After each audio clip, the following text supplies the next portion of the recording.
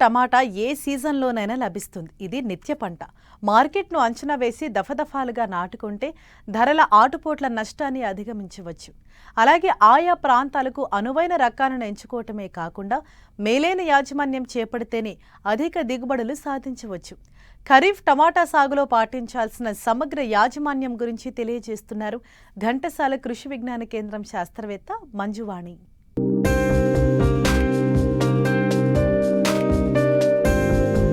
టమాటా పంటను సంవత్సరం పొడవునా సాగు చేయవచ్చు. కానీ అధిక ఉష్ణోగ్రతలు, అధిక వర్షపాతం ఈ పంట తట్టుకోలేదు. అందువల్ల శీతాకాలంలో సాగు చేసిన పంట నుంచి అధిక దిగుబడి వస్తుంది. సారవంతమైన నేలలు టమాటా సాగుకు అనుకూలం. ఆమ్ల, చౌడు భూములు, మురుగునీటి సౌకర్యం లేని భూములలో ఈ పంటను పండించకూడదు. ఖరీఫ్ పంటగా ఇప్పటికే విత్తిన రైతులు, శీతాకాలం పంటగా విత్తేందుకు సిద్ధమవుతున్న రైతులు ఈ పంటను దఫదఫాలుగా నాటుతారు. అయితే అధిక దిగుబడులను రైతులు పొందాలంటే విత్తనం మొదలు పొలం తయారీతో పాటు పోషకాలు, ఎరువులు, నీటి యాజమాన్యంతో పాటు చీడపీడల పట్ల ప్రత్యేక శ్రద్ధ కనబరిస్తే రైతులు మంచి ఫలితాలు సాధించవచ్చు అంటూ యాజమాన్య పద్ధతులను తెలియచేస్తున్నారు కృష్ణా జిల్లా ఘంటసాల కృషి విజ్ఞాన కేంద్రం శాస్త్రవేత్త మంజువాణి.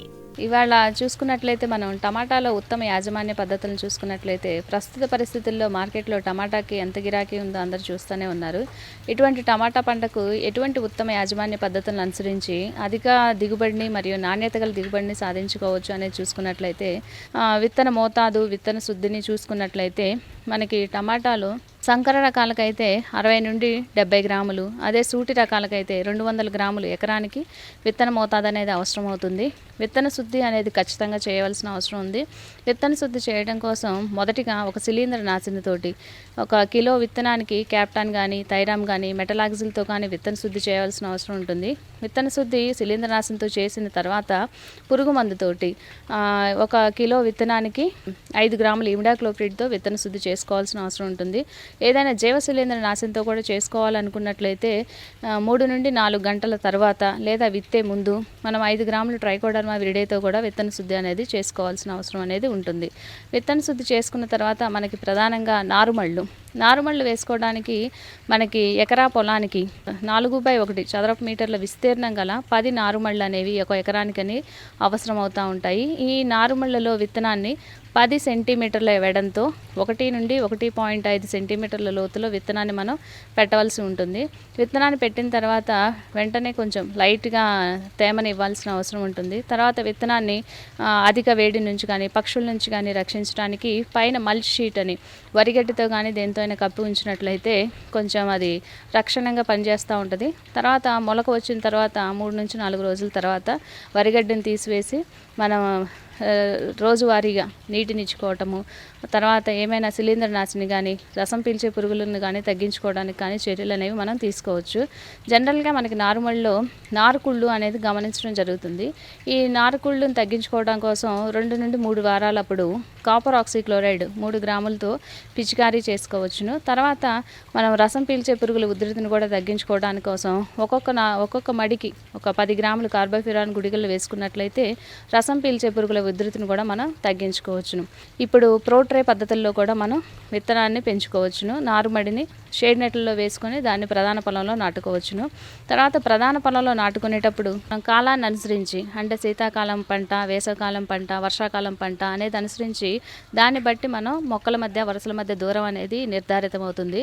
అదే శీతాకాలం పంటగా వేసుకున్నట్లయితే 60 సెంటీమీటర్ల వరుసల మధ్య, 60 సెంటీమీటర్ల మొక్కల మధ్య వేసుకోవాలి.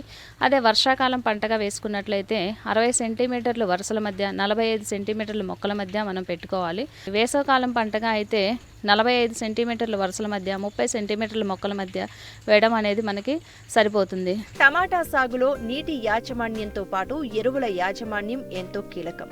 భూమిలో తేమను బట్టి నీటి తడులు అందించాలి. ఎరువులను వాడడం వలన ఉత్పత్తి పెరుగుతుంది, కాయ కూడా నాణ్యతగా ఉంటుంది. అంతేకాదు టమాటాలో కలుపు యాజమాన్యం కూడా కీలకం. ఇటు చీడపీడల పట్ల పలు జాగ్రత్తలు వహించాలి. వీటిని గుర్తించిన వెంటనే సమగ్ర సస్యరక్షణ చర్యలు చేపడితే అధిక దిగుబడులు పొందేందుకు అవకాశం ఉంటుంది. మనకి ముఖ్యంగా ఉండేది ఎరువుల యాజమాన్యం ఎలా చేసుకోవాలనుకున్నట్లయితే 1 ఎకరానికి వచ్చేసరికి 10 టన్నుల పశువుల ఎరువు, తర్వాత సింగిల్ సూపర్ ఫాస్ఫేట్ ఒక 150 కేజీలు, తర్వాత మ్యూరేట్ ఆఫ్ పొటాష్ ఒక 40 కేజీలు ఆఖరి దుక్కులో వేసుకోవాలి ఒక ఎకరానికి.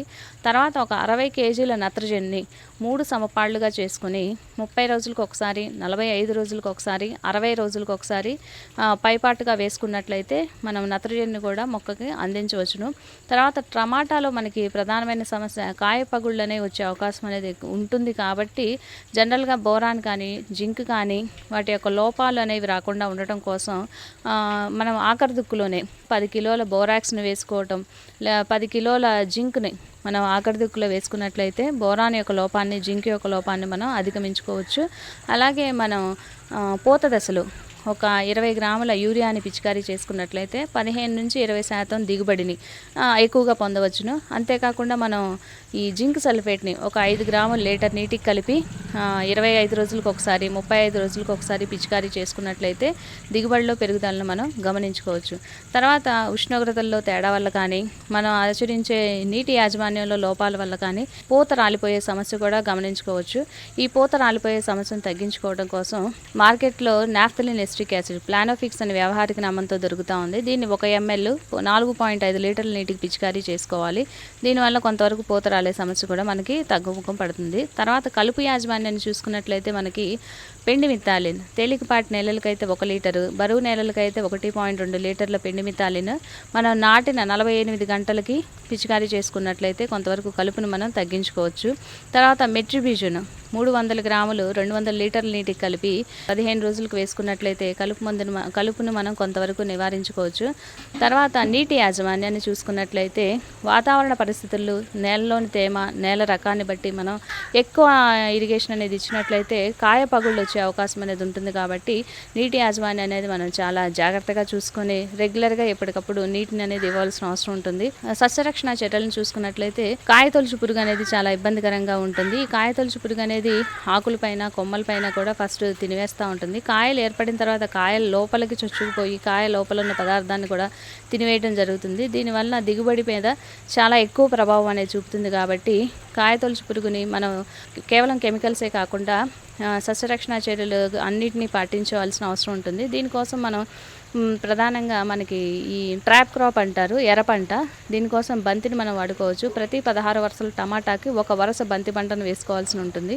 తర్వాత మనకి ఫెరమోన్ ట్రాప్స్ అంటే లింగాకర్షక బుట్టలు అనేవి మార్కెట్లో దొరుకుతూ ఉంటాయి. ఈ లింగాకర్షక బుట్టలు ఎకరానికి 4 మనం పెట్టవలసిన అవసరం ఉంటుంది. తర్వాత ఎకరానికి ఒక 20 పక్షి స్థావరాలను పెట్టుకోవాలి. తర్వాత మనకి ట్రైకోగ్రామా బదనికలు కూడా దొరుకుతాయి. అవి ఒక ఎకరానికి 20,000 ట్రైకోగ్రామా బదనికల్ని మనం పెట్టుకున్నట్లయితే కొంతవరకు కాయతొలుచు పురుగు యొక్క తగ్గించుకోవచ్చు. తర్వాత కెమికల్గా చూసుకున్నట్లయితే మనకి ఫ్లూబెండమైడ్ ఉంటుంది. 0.3 గ్రాముల లీటర్ నీటికి పిచికారీ చేసుకోవచ్చు. అలా కాకుండా క్లోరాంట్రనిప్రోలు 0.3 గ్రాముల లీటర్ నీటికి, తర్వాత స్పైనోసైడ్ 0.4 ml లీటర్ నీటికి కలిపి పిచికారీ చేసుకున్నట్లయితే ఈ కాయతొలుచు పురుగుని చాలా వరకు మనం తగ్గించుకోవచ్చు. తర్వాత రసం పీల్చే పురుగుల ఉధృతి కూడా కొద్దిగా ఎక్కువగానే ఉంటుంది. పచ్చదోమ కానీ, తామర పురుగులు కానీ, తర్వాత తెల్లదోమ కానీ, ఇవన్నీ కూడా ఏమవుతుందంటే రసాన్ని పీలుస్తాయి. అంటే ఈ ఆకుల కింద చేరి వాటిని రసం పీల్చడం వల్ల ఆకులు అనేవి ముడుచుకుపోతూ ఉంటాయి.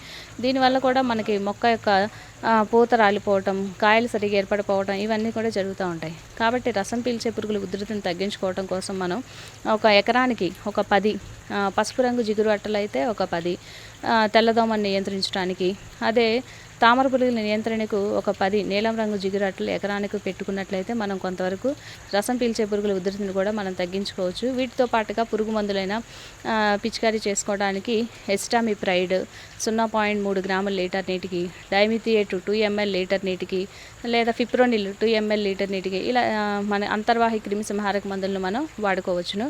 వీటితో పాటుగా సస్యరక్షణ చర్యలు పూర్తిగా అంటే కేవలం కెమికల్సే కాకుండా పంట మార్పిడి విధానాన్ని అవలంబించడము, వీటిని కూడా పాటించినట్లయితే మనం నెమటోడ్ని కూడా మనం కొంతవరకు కంట్రోల్ చేసుకోవచ్చును.